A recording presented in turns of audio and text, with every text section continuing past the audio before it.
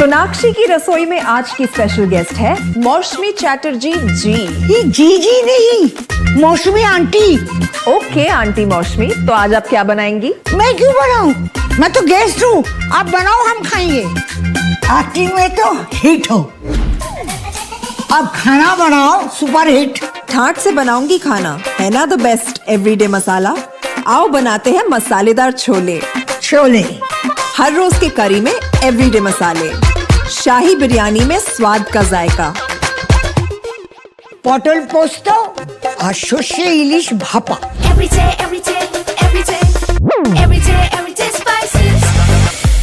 साफ मसाले, खुशबू और प्योर झांझ, टेस्ट से भर दे हर जुबान पे स्वाद। एवरीडे मसाले, देश का स्वाद।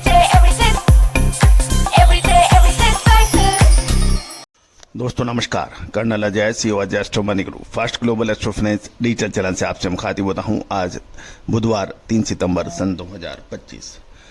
दोस्तों कहा जाता है कि खाद्य तेलों में तेजी और मंदी का अग्रिम विश्लेषण, अनुमान, प्रेडिक्शन एक टेढ़ी खीर है। ये परमाणु बम के फार्मूले से भी ज़्यादा कठिन हो गया है। परमाणु बम का फार्मूला आपने एक बार बना लिया तो उससे आप 10 बम बनाए, 1000 बम बनाए या 5000 बम बनाए, उसकी कोई सीमा नहीं है। लेकिन खाद्य तेलों का विश्लेषण हर रोज नई कहानी लेके आता है, दिन में 2 बार परिवर्तन कर सकता है। और दोस्तों खाद्य तेलों पर जो हमने आपको विश्लेषण अग्रिम स्पष्ट रूप से दिए, चाहे लाइव शो में दिए, चाहे अपने शो में दिए, कल के आप हमारे लाइव शो में देखिए, हमने बिल्कुल क्लियर स्पष्ट शब्दों में कहा था कि हमें तेजी नजर आ रही है। कोई अगर नहीं, कोई मगर नहीं, कोई तो नहीं। हमारे शो के अंदर भी हमने कहा कि सीधी बात।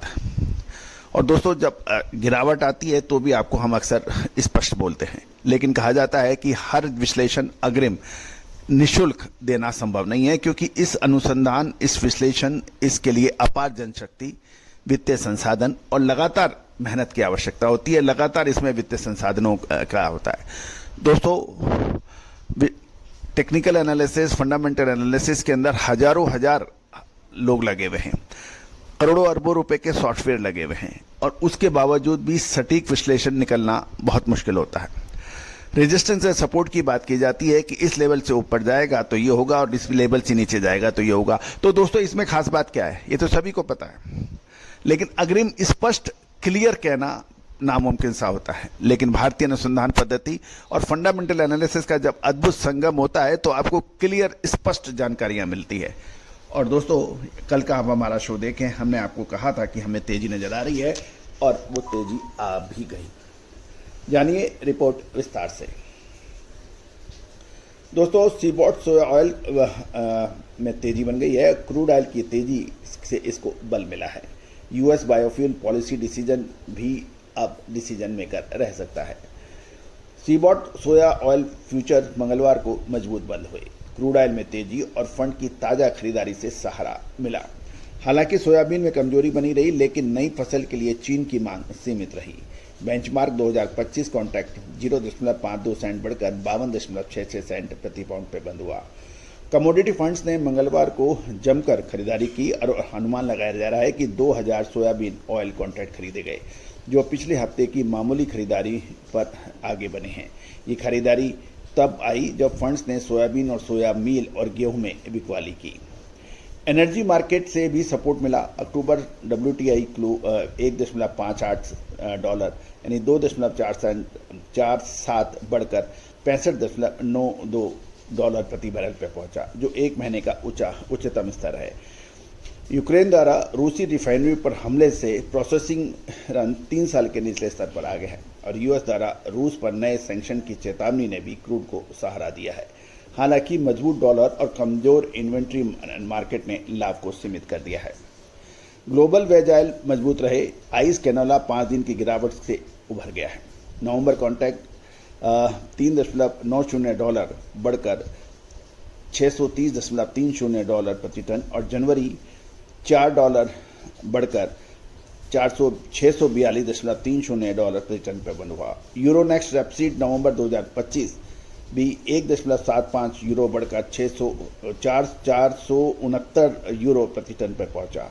डलियन यानी चीनी कमोडिटी एक्सचेंज में भी जनवरी सोयाबीन ऑयल 34 युआन बढ़कर 8,364 युआन प्रति टन और पामोलिन 116 युआन बनकर 9,442 युआन प्रति टन रहा।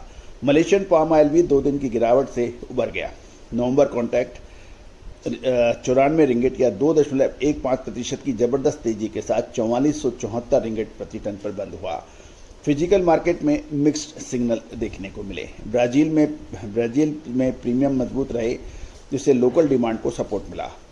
यूएस में क्रशर अगस्त की डाउन टाइम के बाद ऑपरेशन फिर शुरू कर सकते हैं, जिससे नया सोयाबीन फसल आने के साथ तेल सप्लाई बढ़ने की उम्मीद लगाई जा रही है।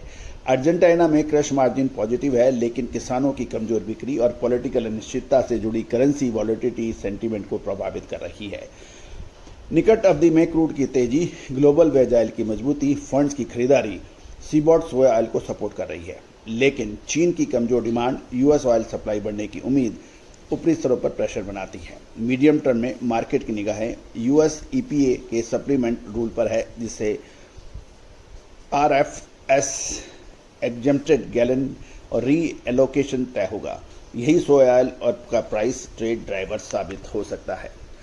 दोस्तों, आज वेज ऑयल यानी खाद्य तेलों पर यदि कोई बात करता है, अग्रिम विश्लेषण की बात करता है, तो आपका अपना चैनल करता है। यदि आप स्टॉकिस्ट हैं, इंपोर्टर हैं, एक्सपोर्टर हैं या फिर मिलर्स हैं, तो हमारी अग्रिम विशेष रिपोर्ट आपके लिए फायदेमंद साबित हो सकती है।